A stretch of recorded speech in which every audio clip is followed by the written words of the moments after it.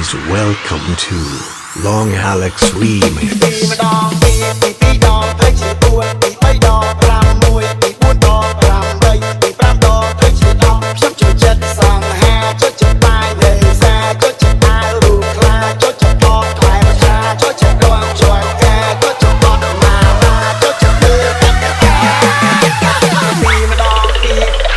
ខ្ញុំនឹងថាអ្នកទាំងអស់គ្នាពេលនេះសុទ្ធតែអន្ទះសារចង់រំខ្លាំងណាស់ពេលនេះខ្ញុំសូមប្រកាសពិធីរំលែកចាប់ផ្ដើម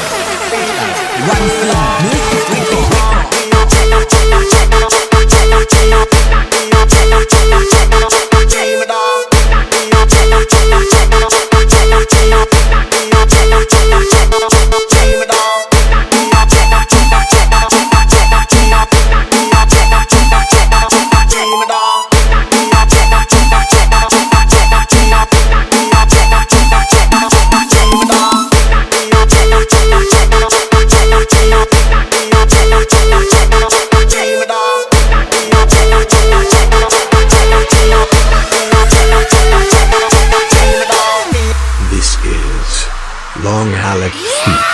DJ Day ការងារខ្ញុំមិនសូវពូកែបាននិយាយរឿងដែរខ្ញុំពូកែអត់តោះការងារកាន់មិនជាប់ខ្ញុំចេះតែលែឡោះបើសិក្សាចិត្តលូខ្ញុំធ្វើការងាត់ចោល